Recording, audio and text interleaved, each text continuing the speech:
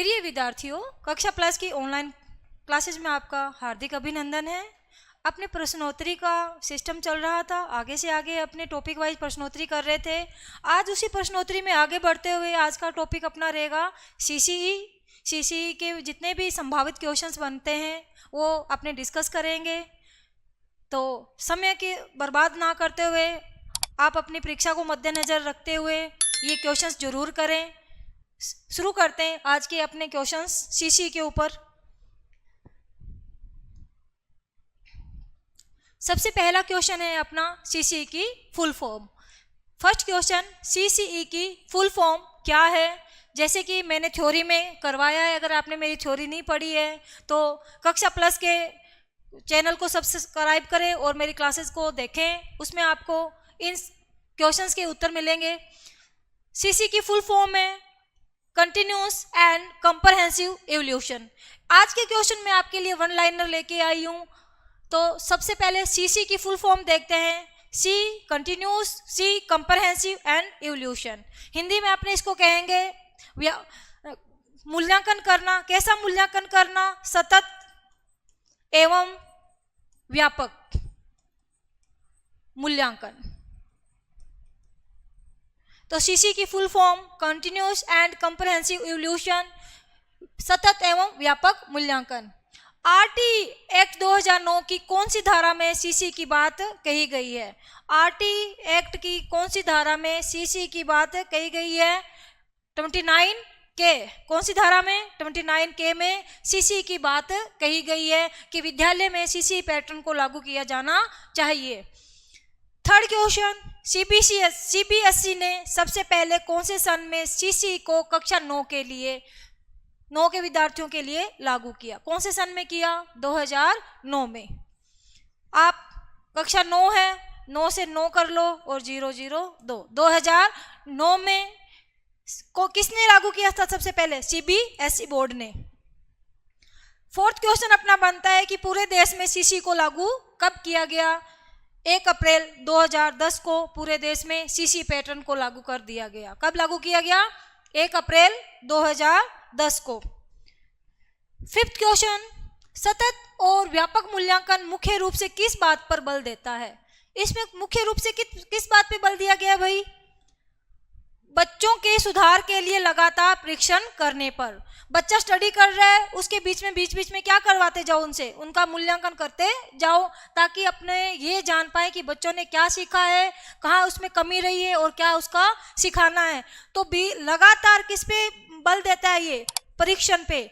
लगातार आप क्या कह सकते हो इसको? आंकलन भी कह सकते हो।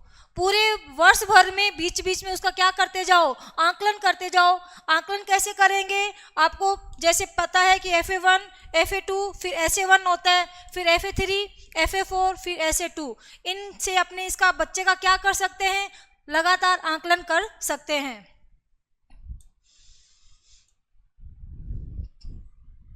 नेक्स्ट क्वेश्चन है अपना 6 सतत और व्यापक मूल्यांकन का उद्देश्य है। इसका उद्देश्य क्या है भाई? विकास के सभी पक्षों का मूल्यांकन करना। बच्चे के विकास के सभी पक्षों का क्या करना? मूल्यांकन करना। जैसा कि मैंने अभी आपको बताया था कि मूल्यांकन कैसे करेंगे, जो फॉर्मेटिव असेसमेंट होंगे बीच में और समस्टिव असेसमेंट के द्वारा। 7th क्वेश्चन क्या कह रहा है अपना कि जब अपना सेशन समाप्त हो रहा है, सत्र क्या हो रहा है? समाप्त हो रहा है, तो समाप्ति पर कौन सा मूल्यांकन किया जाएगा सबसे लास्ट में भाई? संकलनात्मक मूल्यांकन, जिसे अपने क्या बोल सकते हैं? समष्टिव, या जिसे हिंदी में अपने योगात्मक भी। बार बार आपको ये नाम अलग अलग मिलेंगे, एक ही चीज है। संकलनात्मक बोल दो, समष्टिव बोल दो, योगात्मक बोल दो। ये इसके जब सेशन समाप्ति पे ये आंकलन किया जाएगा। 8th क्वेश्चन क्या कह रहा है अपना कि सतत एवं व्यापक मूल्यांकन में व्यापक का क्या तात्पर्य है? क्या तात्पर्य भी व्यापक?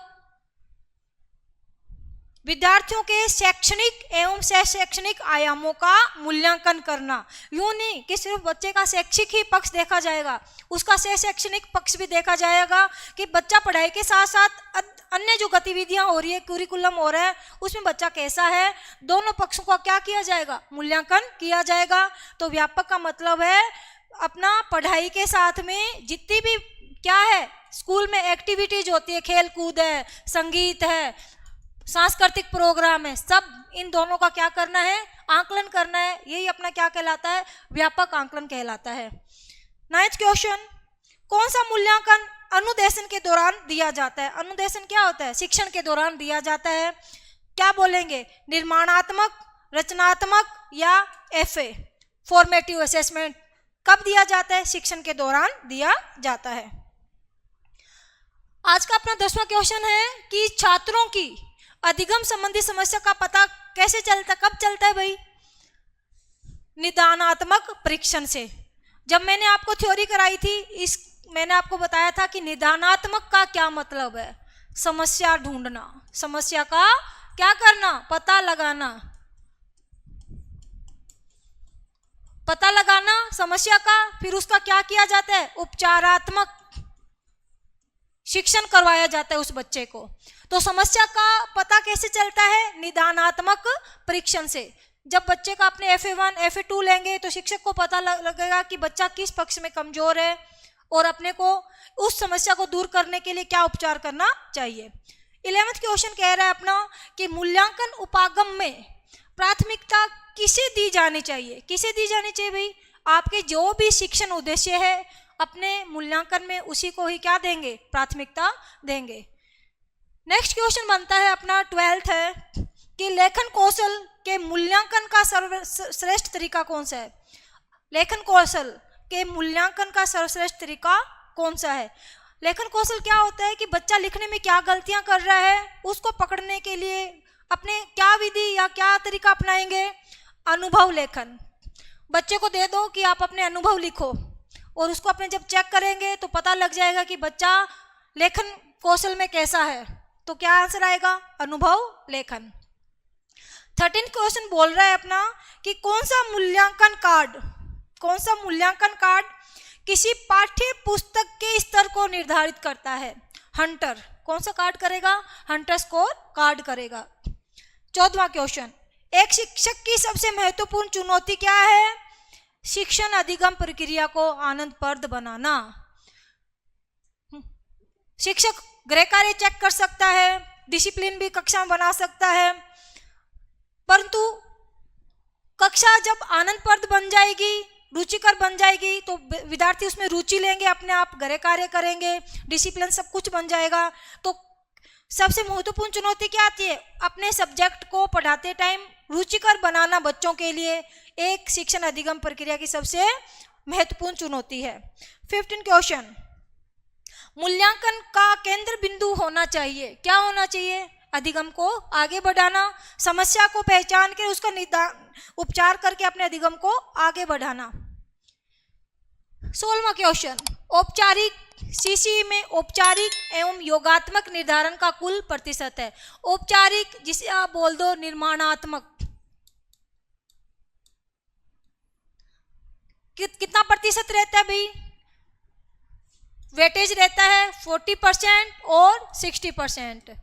आपको पता है कि FA1 FA2 10%, ये भी 10%, फिर SA1 ये होगा अपना 30% का, फिर FA3 होगा अपना 10%, FA4 10% और SA2 होगा 30%। तो ये तो योगात्मक हो गया, SA1 और SA2 60%, और ये कौन सा हो गया? निर्माणात्मक, ये हो गया अपना 40%। तो वेटेज पूछ ले कितना वेटेज रहता है इनका, तो निर्माणात्मक का 40% और जो योगात्मक है उसका 60%। 17वां क्वेश्चन, CC की सबसे पहले सिफारिश राष्ट्रीय शिक्षा नीति के द्वारा कब की गई? तथ्य पे आधारित क्वेश्चन है। 1986 में सबसे पहले CC पैटर्न की सिफारिश की गई थी। 18वां क्वेश्चन है अपना सीसी में आंकलन कितने प्रकार का होता है? ये क्वेश्चन अपने बार बार ही आ रहा है। कितने प्रकार का होता है भी आंकलन? 2 प्रकार का होता है, निर्माणात्मक, दूसरा होता है योगात्मक, जिसे संकल्पात्मक भी बोल सकते हैं अपने। 19वां क्वेश्चन क्या कह रहे हैं कि निर्माणात्मक आंकलन का अर्थ है, कंफ्यूज मत होना, जितने भी FA1, FA2, FA3, FA4 है, इनको क्या बोलेंगे? निर्माणात्मक बोलेंगे। कौन सा आंकलन बोलेंगे? निर्माणात्मक, या क्या बोल सकते हैं? रचनात्मक, या क्या बोल सकते हैं? औपचारिक आंकलन। क्या बोल सकते हैं? औपचारिक, या इसे फॉर्मेटिव असेसमेंट भी बोल सकते हैं। तो निर्माणात्मक आंकलन का क्या अर्थ है भी? क्यों किया जाता है ये? सीखने के लिए आंकलन। शिक्षक आंकलन लेगा, ये जो फॉर्मेटिव असेसमेंट है शिक्षण के दौरान, फिर अपनी कमी देखेगा कि बच्चा किस सब्जेक्ट में वो अनुभव उसको अधिगम कम हो रहा है, तो उसमें सुधार करेगा। तो सीखने के लिए आंकलन किया जाता है जो निर्माणात्मक होता है। 20वां क्वेश्चन क्या है कि उत्तम परीक्षण की विशेषता है। जो आपका उत्तम आंकलन है, जिसे परीक्षण बोल दो, उसकी क्या विशेषता भी? विश्वसनीयता होनी चाहिए, उसमें वैधता होनी चाहिए और वस्तुनिष्ठता। ये तीनों ही गुण उसमें पाए जाने चाहिए। नेक्स्ट क्वेश्चन है अपना 21वां कि रचनात्मक उत्तरों के लिए प्रश्न कैसे होने चाहिए? मुक्त उत्तरीय प्रश्न होने चाहिए। 22वां क्वेश्चन, मूल्यांकन में त्रिकोण है, शैक्षिक उद्देश्य, मूल्यांकन, अधिगम, अनुभव। त्रिकोण कौन कौन से? शैक्षिक उद्देश्य, कि शिक्षक पढ़ा रहा है तो उसके पढ़ाने का उद्देश्य क्या है? तो शैक्षिक उद्देश्य। फिर अधिगम, अनुभव, कि बच्चे ने क्या सीखा है, किसमें उसको अभी पढ़ाने की जरूरत है, सुधार करने की जरूरत है। अधिगम, अनुभव, फिर उसका क्या किया जाता है? लास्ट में मूल्यांकन किया जाता है। तो ये इसके त्रिकोण है, किसका भला? मूल्यांकन के। 23वां क्वेश्चन, जब बालक की परीक्षा द्वारा मापी योग्यता के सही मूल्यांकन में स्थायित्व होता है, तब उस परीक्षा को क्या कहते हैं? क्या कहते हैं भाई? विश्वसनीयता कहते हैं। नेक्स्ट 1 लाइनर क्वेश्चन है अपना 24वां, वह मापनी जिसमें अंतराल मापनी के समस्त गुण के साथ क्रम शून्य भी हो। क्या कौन सा शून्य हो? क्रम शून्य भी हो, कहलाती है। क्या कहलाएगी? अनुपात मापनी कहलाएगी। आगे अपना क्वेश्चन बनता है, मूल्यांकन क्यों किया जाता है? बच्चे की परीक्षा बीच बीच में क्यों ली जाती है? क्या उसका उद्देश्य होता है? देखो भाई, बच्चे को उत्तीर्ण अनुत्तीर्ण घोषित करना। बच्चों ने क्या सीखा है, शिक्षक ये जानेगा आंकलन के द्वारा, और सीखने में आई हुई कठिनाइयों को जानना। नेक्स्ट क्वेश्चन 26वां, शिक्षक को गृह कार्य की जांच करनी चाहिए। गृह कार्य दे दिए शिक्षक ने, कब कब उसकी जांच करनी चाहिए? नियमित रूप से। यूं नहीं है कि गृह कार्य दे दिया, हफ्ते में एक बार चेक कर रहे, उससे बच्चे को फीडबैक नहीं मिलेगा। 27वां क्वेश्चन क्या कह रहा है अपना कि परीक्षा में विद्यार्थियों से किस प्रकार के प्रश्न पूछने चाहिए? परीक्षा में विद्यार्थियों से किस प्रकार के प्रश्न पूछने चाहिए? समझ एवं अनुप्रयोग आधारित। कैसे पूछने चाहिए? हो गया।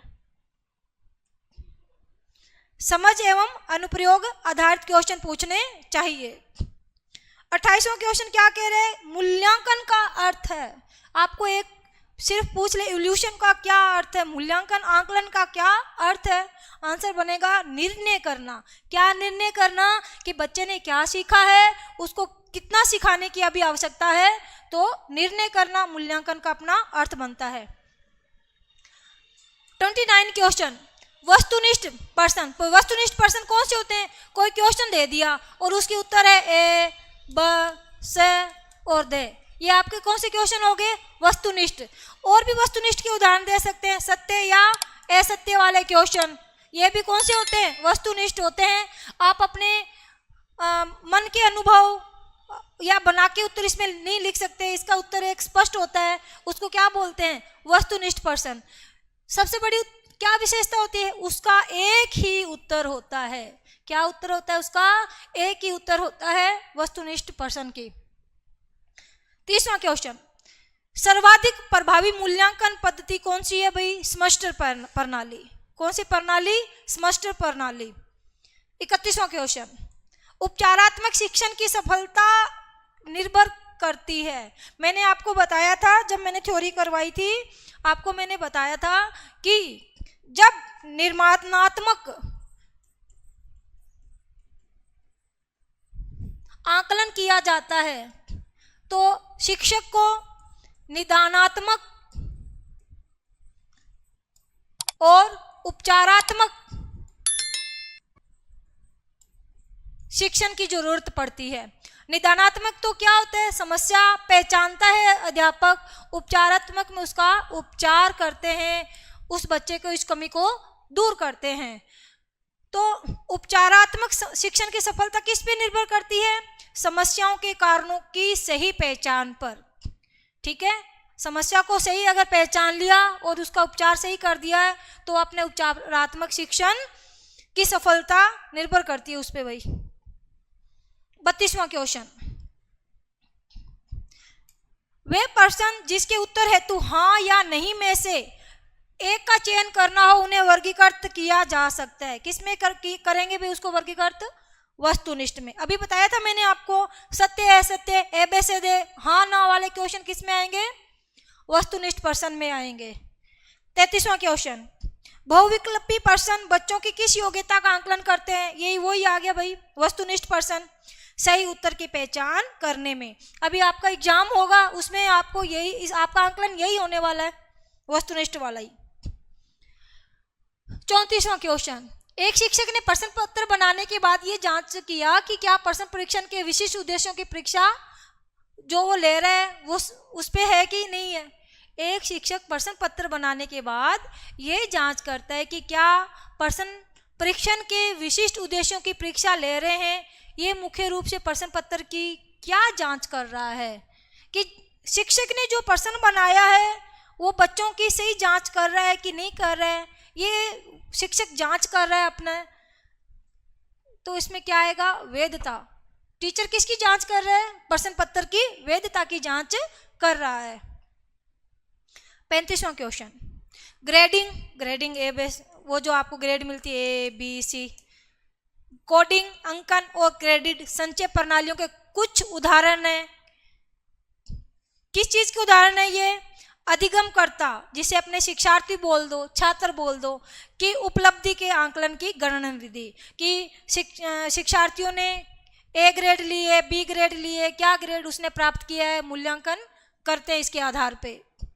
36वां क्वेश्चन क्या कहता है कि परीक्षण जो अनुदेशन के दौरान योजना बनाने एवं निदान के लिए किया जाता है क्या कहलाता है? रचनात्मक मूल्यांकन कहलाता है। रचनात्मक मूल्यांकन में ही निदानात्मक और उपचारात्मक शिक्षण आएगा। योगात्मक में ये निदानात्मक और उपचारात्मक शिक्षण नहीं आएगा आपके। 37वां क्वेश्चन, विद्यार्थियों की उपलब्धि का मूल्यांकन करने के लिए शालाओं में उपयोग आने वाली विधियां कौन सी है भाई? परिमाणात्मक और गुणात्मक विधि। अपना आज का 38 क्वेश्चन है, शिक्षण कार्य करने से पूर्व ये आवश्यक है कि रुचियों का आंकलन किया जाए। किसकी रुचियों का आकलन किया जाए? शिक्षक की कि शिक्षार्थी की? हाँ, शिक्षार्थी की रुचियों का आकलन करके ही बच्चों का अध्ययन कार्य शुरू करवाना चाहिए। 39, एक प्रभावी शिक्षक वह जो कर सकता है, क्या कर सकता है? विद्यार्थियों को सीखने के लिए अभिप्रेरित कर सकता है। शिक्षण है शिक्षण कला एवं विज्ञान, जिसे कौशल भी कह सकते हैं। शिक्षण कला और विज्ञान दोनों हैं। कौशल विकास क्या है? प्रशिक्षण। कौशल विकास क्या है? स्किल्स डेवलपमेंट क्या है? एक प्रकार की ट्रेनिंग होती है। Thank you for watching my video. अगर आपको मेरे वीडियो पसंद आ रहे हैं, मेरी क्लासेस को लाइक करें, अपने दोस्तों के साथ शेयर करें और मेरे चैनल को सब्सक्राइब जरूर करें। Thank you for watching. मेरी जितनी भी वीडियो हैं वो देखने के लिए